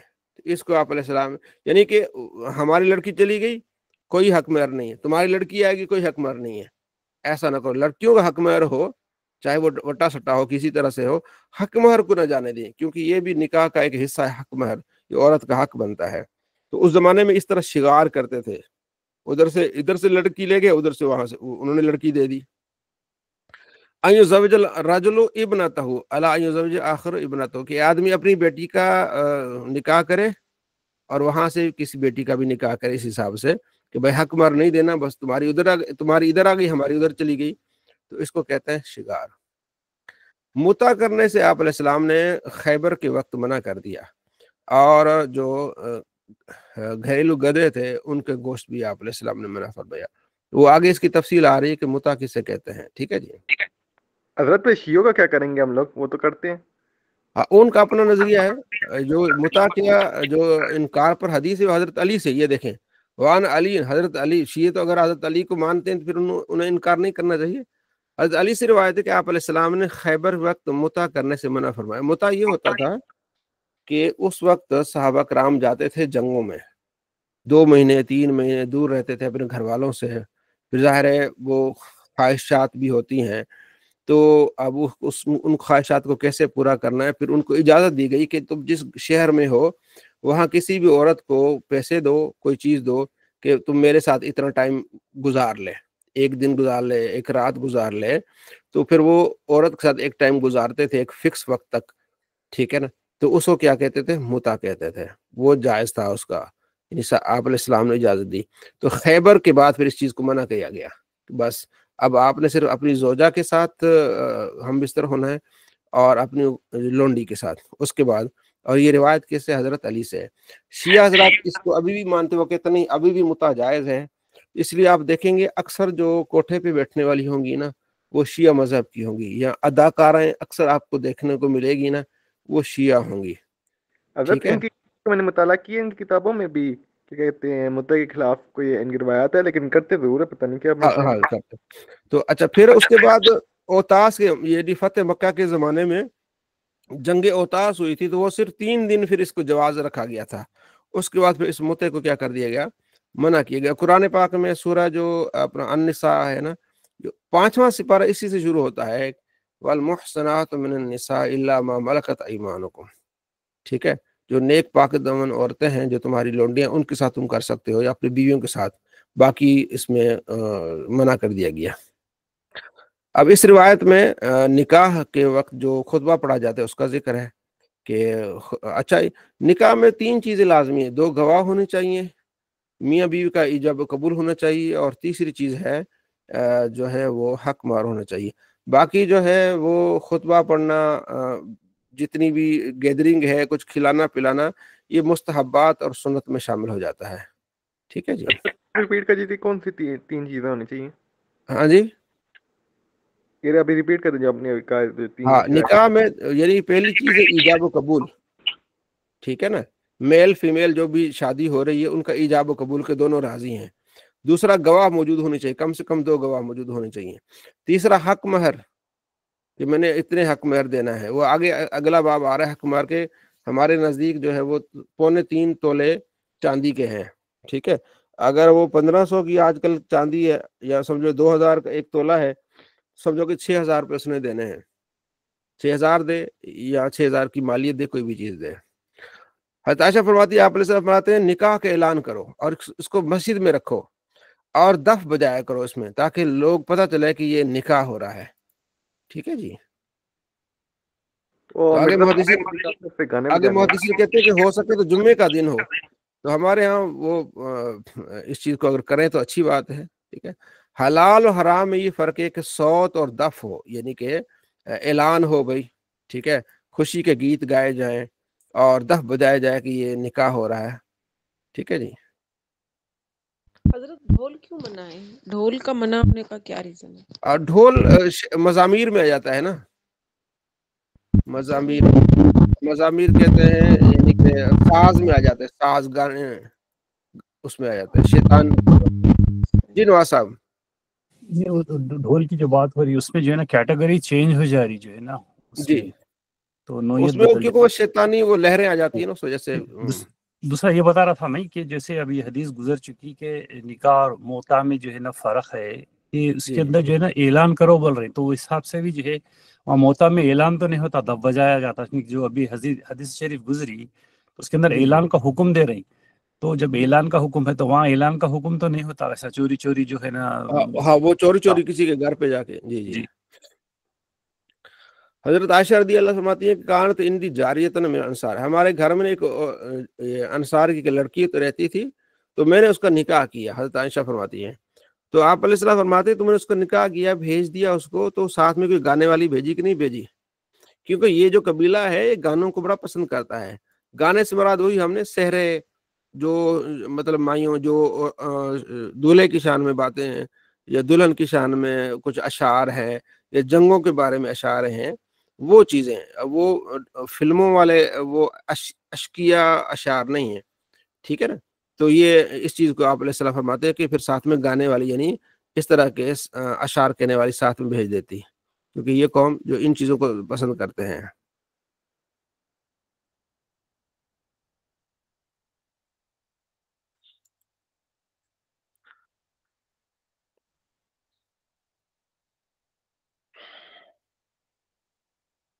اس روایت میں بھی اس طرح آتا ہے۔ عامر بن سعید کہتے ہیں کہ میں حضرت دخل تو علی قرظہ بن کعب ابو مسعود انصاری، میں قرظہ بن کعب ابو مسعود انصاری کے پاس گیا کسی شادی میں، تو ان کے قریب نا ایک بچیاں تھی، وہ گیت گا رہی تھی، ٹھیک ہے۔ میں نے کہا بھائی تم نبی علیہ السلام کے ساتھی ہو، بدر میں نبی علیہ السلام کے ساتھ رہے ہو، تمہارے ساتھ یہ لڑکیاں گیت گا رہی ہیں ادھر یہاں بیٹھ کے؟ تو انہوں نے دونوں نے کہا، یعنی قرظہ نے ابو مسعود انصاری نے کہا کہ بیٹھنا ہے تو بیٹھ جا، جانا ہے تو چلا جا، ٹھیک ہے جی۔ تمہیں پتہ نہیں کہ نبی علیہ السلام نے شادی کے موقع پر اس طرح گیت وغیرہ گانے میں، خوشی کا اظہار کرنے میں آپ علیہ السلام نے اجازت دی ہے؟ تو خوشی کے موقع پر گیت گانا، خوشی کا اظہار کرنا، ٹھیک ہے نا، تو یہ اس میں کوئی حرج نہیں ہے۔ اچھا، وہ جو اکثر وہ کھیلتے ہیں لکڑیوں کے ساتھ بھی، ایسے ایسے کھیلتے ہیں، کافی ساری چیزیں ہوتی ہیں، تو اس میں اچھا یہ چیز ہم نے اس باب میں احادیث جو ہم نے پڑھی ہیں وہ کس چیز کی پڑھی ہیں جی؟ اعلان نکاح، خطبہ اور اس کے شرائط کے بارے میں پڑھی ہیں، ٹھیک ہے جی۔ تو اگلا جو ہمارا باب ہے کہ وہ کون سے رشتے ہیں جن سے آپ نکاح نہیں کر سکتے، ٹھیک ہے جی، کون سے رشتے ہیں جن سے آپ نکاح نہیں کر سکتے؟ تو وہ اس کی تو پوری تفسیر ہے نا اپنا سورہ النساء میں، سورہ النساء پہلا، دوسرا، تیسرا، چوتھا رکوع النساء کا، تو اس میں حرمت علیکم امہاتکم و بناتکم، یہ ساری مائیں تمہاری بہنیں، تمہاری یہ ساری چیزیں جو ہیں حرام ہیں تم پر، تو اس میں پوری تفصیل ہے۔ اب یہاں کچھ مزید چیزیں ہیں کہ عورت اور اس کی پھپھو ایک جگہ جمع منع ہے، لڑکی ہو اور اس کی خالہ ایک ہی آدمی کے نکاح میں منع ہے، یعنی ایک آدمی نے ایک عورت سے نکاح کیا، پھر اس کی بھانجی سے یا بھتیجی سے کو اس ایک نکاح میں نہیں شامل کر سکتا۔ جو چیز رضاعت سے، جو نسب سے حرام ہے، وہ رضاعت سے بھی حرام ہے، یعنی کسی کا دودھ پی لیا نا وہ اس کے بھائی بن گئے، ٹھیک ہے۔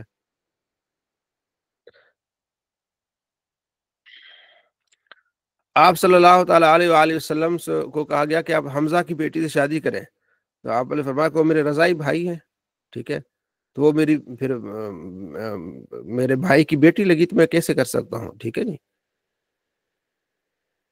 جب رضاعت شامل ہو جاتی، کسی کا دودھ پی لیا، تو اس سے کیا ہو جائے گی، اس سے نکاح نہیں ہوگا پھر، ٹھیک ہے جی۔ اب اس میں اختلاف ہے کتنا دودھ پی لیا، کسی حدیث میں 5 گھونٹ ہے، کسی میں 1-2 گھونٹ ہے، مختلف ہے، لیکن جو احناف ہے وہ کہتے ہیں قرآن پاک میں نا مطلق ہے، تو مطلق چاہے 1 ہو چاہے 10 ہو، تھوڑا پیے یا زیادہ پی لیا، کسی بھی اچھا کب پینا ہے؟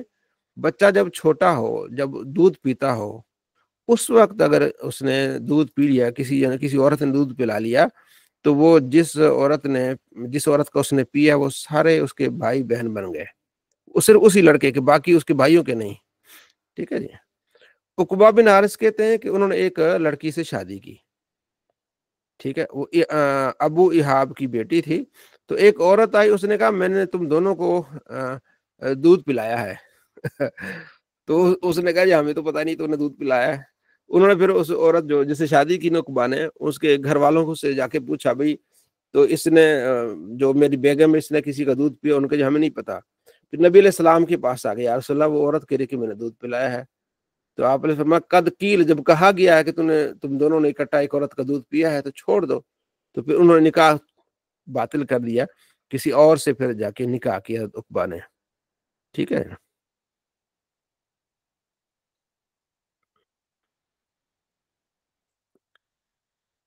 یہاں بھی اسی آگے عورت اپنی پھوپھوں کے ساتھ اور اسی طرح جو لڑکی اپنی خالہ کے ساتھ ایک ہی نکاح میں جمع نہیں ہو سکتی.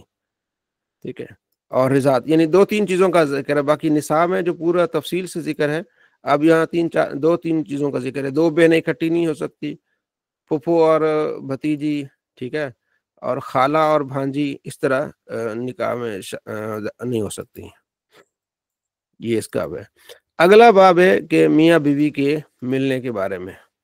ٹھیک ہے. یہ باب ہے کہ جب شادی ہو جائے گی تو میاں بیوی کا جو ملن ہوگا، تو آپ علیہ السلام نے فرمایا کہ جو ملن ہے وہ کانت الیہود اذا اتى الرجل امرأة من دبرها فی قبلها کان الولد احول. ٹھیک ہے.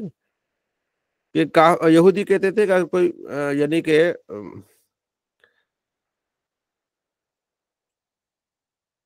میاں بیوی جب ملیں تو یعنی کہ سامنے والی شرمگاہ سے ملیں. ٹھیک ہے. اگر پیچھے سے ملے گی، یعنی شرمگاہ سامنے والی ہو لیکن پیچھے سے ہو کے ملیں گے تو کانا یا بھینگا بیٹا پیدا ہوگا. فرمایا ایسا نہیں ہے. فاتو ہر سکم نشے تم، تو اب اپنی بیویوں کے پاس آؤ، لیکن بیوی کے پاس پیچھے سے جانا یہ گناہ ہے. ٹھیک ہے جی. تو باقی اس کو ذرا دیکھ لیجئے گا. ٹھیک ہے.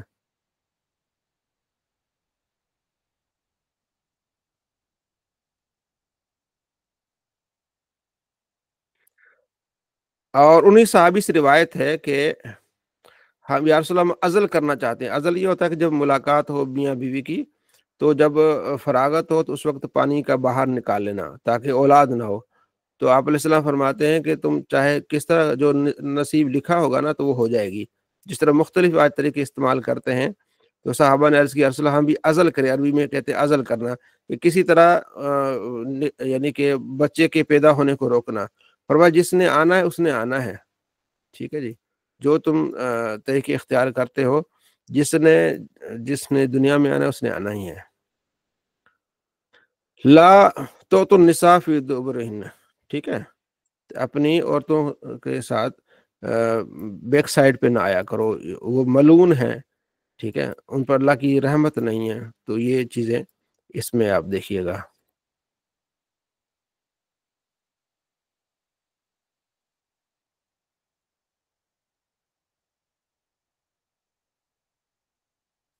اب جی عبدالرؤف صاحب، اب اس باب میں یہ ہے کہ اگر کوئی عورت جو ہے وہ باندھی ہے، لونڈی ہے، اس کو جب آزاد کر دیا جائے، اب اس کو اختیار ہے کہ وہ جو اپنا شوہر اس کو رکھے یا نہ رکھے. یعنی اگر یعنی لڑکی بھی باندھی ہے، ٹھیک ہے جی، لونڈی ہے، اور لڑکا جس کا اس کے ساتھ نکاح ہے وہ غلام ہے. لونڈی اور غلام دونوں کا نکاح ہو گیا. اگر لونڈی آزاد ہو گئی تو اب اس کو اختیار ہے کہ اس شوہر کو ساتھ رکھے یا نہ رکھے. یعنی ٹھیک ہے. تو یہ بہت ایک بڑا واقعہ ہے کہ ایک تھی بریرہ، اس کو جب آزاد کیا نا بریرہ کو، تو اس کا نکاح ہوا تھا مغیث سے. مغیث اس سے بڑی محبت کرتا تھا. تو بریرہ کو کہا کہ تمہیں اجازت، نبی علیہ السلام نے فرمایا کہ تیری مرضی ہے، تو اس کو اپنے پاس رکھتا ہے یا رکھتی ہے چھوڑ دیتی. اس نے کہا میں نہیں رکھتی اس کو. تو وہ بیچارہ گلیوں میں اس کو یاد کرتا تھا، پھرتا تھا. صحابہ کرام دیکھتے تھے. آپ علیہ السلام نے عباس سے فرمایا عباس دیکھتا نہیں کہ کس طرح بریرہ سے محبت کرتا ہے مغیث. ٹھیک ہے. تو بریرہ کو آپ علیہ السلام نے فرمایا کہ دیکھو کتنی تم سے محبت کرتا ہے، تمہارا خیال رکھتا ہے، تو تمہیں بھی اس کا دیکھو۔ تو عرض کیا رسول اللہ، بریرہ نے یا رسول اللہ یہ آپ کہہ رہے ہیں کہ اللہ کا حکم ہے، مطلب آپ سفارش ہی کر رہے ہیں یا ویسے کوئی حکم ہے؟ فرمایا میں سفارش ہی کر رہا ہوں۔ فرمایا یا رسول اللہ مجھے اس کی ضرورت نہیں ہے، وہ غلام تھا، لیکن جب لونڈی آزاد سے اس کا نکاح ہوا ہوگا تو پھر اس کو جو ہے نا وہ اختیار نہیں ہوگا۔ ٹھیک ہے، اگلا ہمارا جو باب ہے وہ ہے حق مہر پر۔ حق مہر کتنا ہونا چاہیے؟ اس میں مختلف ہیں۔ جی عبدالرؤف صاحب، آواز آپ کی میوٹ ہے، آواز آپ کی عبدالرؤف صاحب میوٹ ہے۔ حق مہر 10 درہم ہونا چاہیے، جو اہل سنت احناف کا جو موقف ہے نا، 10 درہم ہونا چاہیے۔ ایک درہم ہوتا ہے چاندی کا اور دینار ہوتے ہیں سونے کا۔ 1 دینار اور 10 درہم، ٹھیک ہے، یعنی 1 دینار ہونا چاہیے، یہاں 10 درہم ہونا چاہیے۔ تو درہم چاندی کا 3.25 تولے چاندی ہونا 10 دینار بنتے ہیں۔ تو آپ نے دیکھنا ہے کہ چاندی اس وقت، آپ کوئی بھائی سرچ کرے نا گوگل پہ کہ اس وقت چاندی 1 تولہ کتنے کی ہے؟ اچھا 3350، یعنی 3300 جو ہے وہ چاندی 1 تولہ ہے۔ 33 3006، یعنی 10,000 آپ کا بن گیا سیدھا۔ اس وقت جو حق مہر ہے نا وہ 10,000 روپے ہے، ہم لیتے 10,000 ہیں۔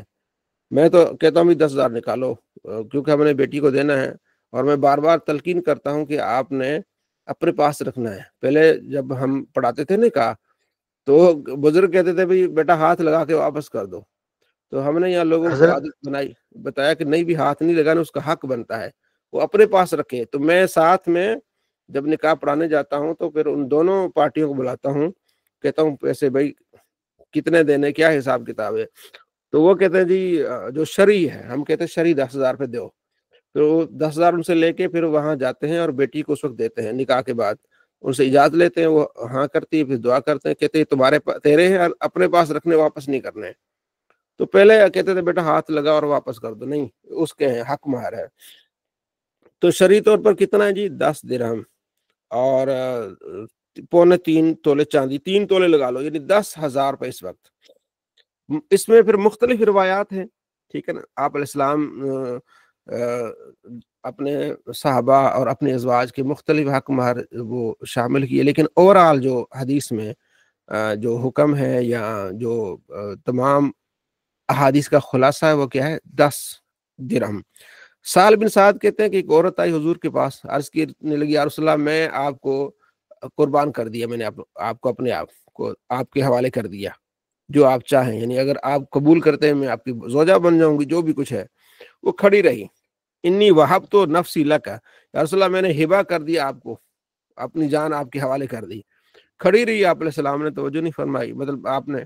ایک صحابی عرض کرنے لگی یا رسول اللہ اگر آپ اس سے شادی نہیں کرنا چاہتے تو میری اس سے شادی کرا دے۔ تو آپ علیہ السلام تیرے پاس کچھ ہے؟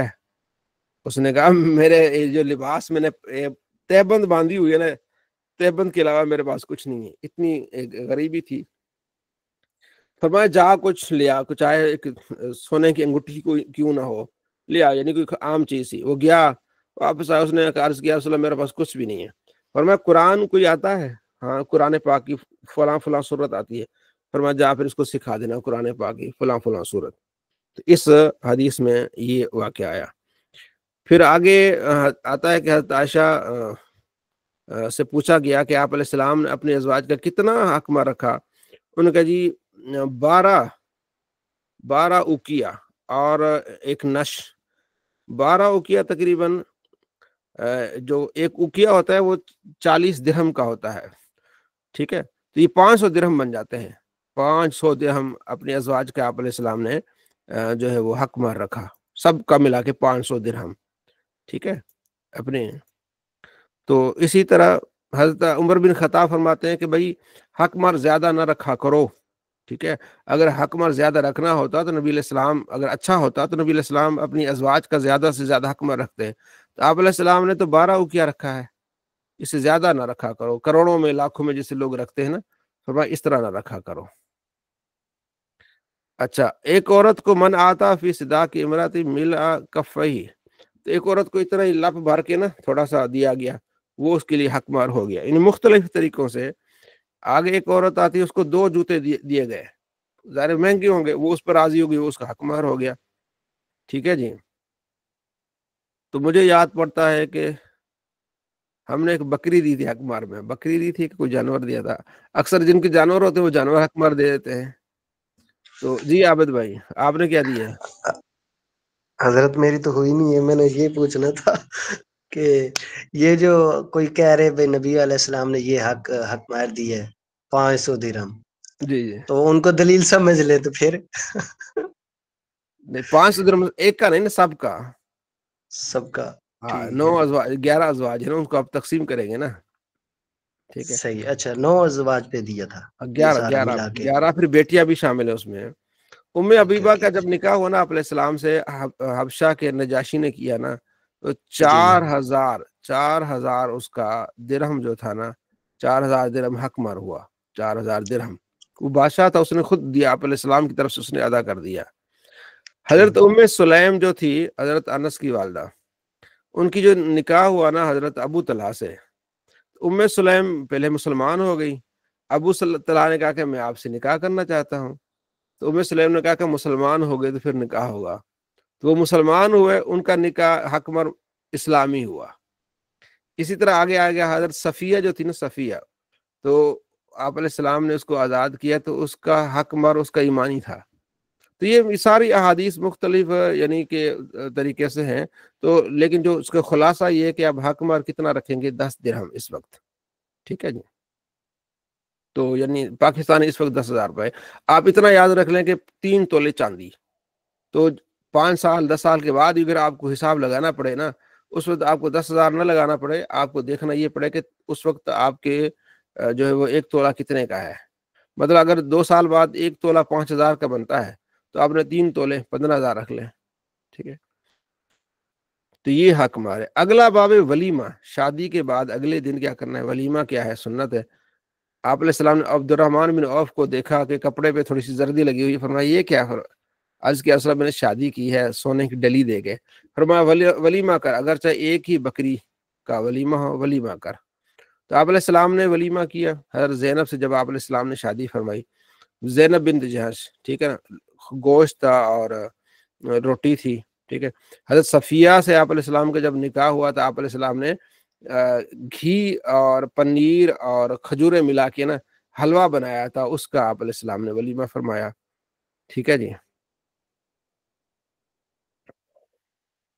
بعض کا تھوڑا کیا، بعض کا زیادہ ہوا. زینب بنت جہش کے وقت بہت زیادہ آپ علیہ السلام نے فرمایا برا کھانا ہے وہ ولیمے کا کہ امیروں کو بلایا جائے، غریبوں کو نہ بلایا جائے. تو یہ اللہ اس کے رسول کی اچھا اور ہے کہ جو ولیمے کی دعوت کا انکار کرے، اس نے اللہ اس کے رسول کا انکار یعنی نافرمانی کی. کوئی دعوت دے تو آپ چلے جائیں. ٹھیک ہے. ابو مسعود انصاری کہتے ہیں کہ ایک شخص تھا جس کو ابو شعیب کہتے تھے. ٹھیک ہے جی. تو اس نے اپنے غلام کو کہا کہ بھی 5 آدمیوں کا کھانا تیار کر، میں نبی علیہ السلام کو دعوت دیتا ہوں، 5واں تو ہوگا ساتھ میں. تو اس نے کھانا تیار کیا، تو نبی علیہ السلام ساتھ آئے، تو ایک اور آدمی ہو گیا. تو آپ علیہ سے فرمایا کہ یہ بات آدمی آیا ہے ہمارے ساتھ، اس کو دعوت نہیں ہوئی، تیری مرضی ابو شعیب، اس کو اندر آنے دے، تیری مرضی اس کو واپس کر دے.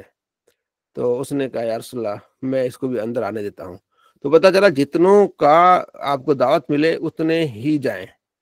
فرمایا جو بغیر دعوت کے جاتا ہے نا، بغیر دعوت کے، وہ چور کی طرح داخل ہوتا ہے اور ڈاکو کی طرح واپس آتا ہے. یہ آگے روایت میں آ رہا ہے. ٹھیک ہے. تو دعوت ہو ولیمے کی تو جانا چاہیے، اگر دعوت نہیں ہے تو پھر نہیں جانا چاہیے. ٹھیک ہے جی. حضرت سفینہ کہتے ہیں کہ حضرت اگر دوست ساتھ لے کے چلا جائے. ہاں نہیں جتنا دیکھیں نا، اگر آپ کو دعوت دی ہے نا، دعوت دینے آپ کو، وہ اس میں 2 طریقے ہوتے ہیں، ود فیملی ہوتا ہے، اکیلا ہوتا ہے. اب وہ آپ کو اکیلا دعوت دے رہا ہے تو آپ دوستوں کو کیسے لے جا سکتے ہیں؟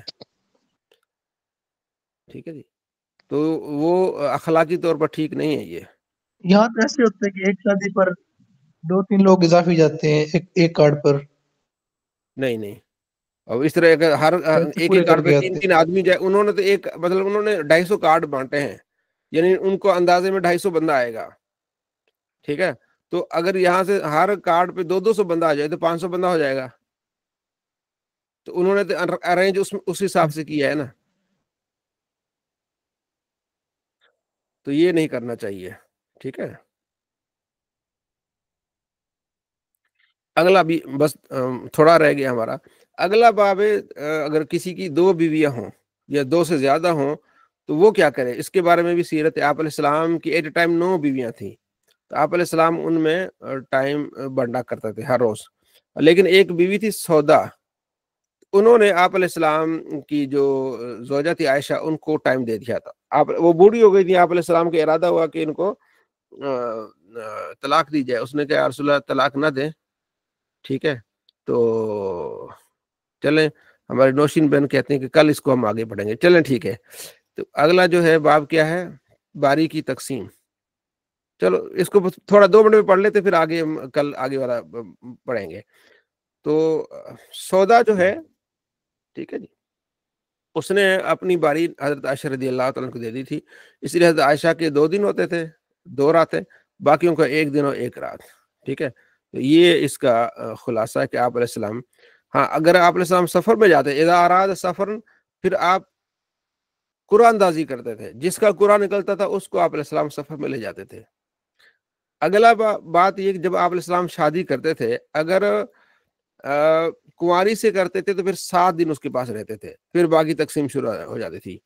اور اگر آپ بیوہ سے شادی کرتے تو پھر 3 دن پہلے اس کے ساتھ رہتے، اس کے بعد پھر باری جو جس طرح ہوتی تھی اس طرح ہو جاتی تھی، ٹھیک ہے. یہ آپ یعنی پورا ایک قانون آپ علیہ السلام اس بارے میں، اگر 2 شادیاں ہوں اس سے زیادہ ہوں تو کس طرح، کیونکہ کسی کا حق نہ مارا جائے، ٹھیک ہے. اور فرمایا کہ جو آدمی ایک کی طرف زیادہ دھیان کرے گا، دوسری کا خیال نہیں رکھے گا، تو قیامت کے دن آئے گا تو اس کا ایک جسم بالکل فالج زدہ ہوگا. تو اس لیے دوسری شادی کرنے کا شوق تو ہوتا ہے، لیکن پہلی کا حق مار دیتے ہیں. نہیں، پہلی کا حق مارا نا، پھر وہ قیامت کے دن آدھا جسم لے کے آئے گا، آدھا ہوگا ہی نہیں اس کا، ٹھیک ہے. یہ حدیث ہے، اذا کانت عند الرجل امراتان، آدمی کی 2 بیویاں ہوں اور اس میں عدل نہ کرے تو قیامت میں دن آئے گا وشقہ ساقطن، ایک اس کا جو حصہ ہوگا نا وہ شل ہوگا، بالکل ختم ہوگا، ٹھیک ہے جی. اس طرح نہ کریں. شوق ہے شادی کا تو پھر آپ حقوق بھی پورے کریں، ٹھیک ہے جی. تو یہ اس کا خلاصہ تھا. تو باقی انشاءاللہ کل پڑھیں گے. کافی ساری چیزیں آپ نے اس کو دیکھ لیا، ٹھیک ہے جی. دعا کر لیتے ہیں. الحمدللہ رب العالمین والصلاۃ والسلام علی سید الانبیاء. اللهم ربنا تقبل منا انك انت السميع العليم وتب علينا انك انت التواب الرحيم. یا باری تعالیٰ ہماری جو ہم نے پڑھا، سیکھا، سمجھنے، اس پر عمل کرنے کی توفیق نصیب فرما. دونوں جہاں میں خوشیاں اور عزت نصیب فرما. حلال روزی رزق میں برکت عطا فرما. سماج کا دوسروں تک پہنچانے کی توفیق نصیب فرما. الہ العالمین دونوں جہاں میں خوشیاں اور کامیابی عطا فرما. الہ العالمین اپنی رضامندی عطا فرما. اپنے محبوب کے طریقے پر چلنے کی توفیق نصیب فرما. جو مسلمان پریشانوں کی پریشانی دور فرما. جو بیمار شفا کاملہ عاجلہ عطا فرما. جو مقروض ہیں قرضوں سے خلاصی نصیب فرما. جو بیجا قیدی ہیں انہیں رہائی عطا فرما. ہم سب کو دنیا آخرت کی کامیابی عطا فرما. جن کے والدین دنیا چلے گئے تمام کی بخشش فرما، ان کے درجات بلند فرما. میرے دادا جی پچھلے جمعے کو وفات پا گئے، آپ سب دعا کریں اللہ تعالیٰ ان کی بخشش فرمائے، ان کے درجات بلند فرمائے. 1 مرتبہ سورہ فاتحہ پڑھ لیں، 3 مرتبہ سورہ اخلاص پڑھ لیں دادا جی کی صلاح ثواب کے لیے. الحمدللہ رب العالمین.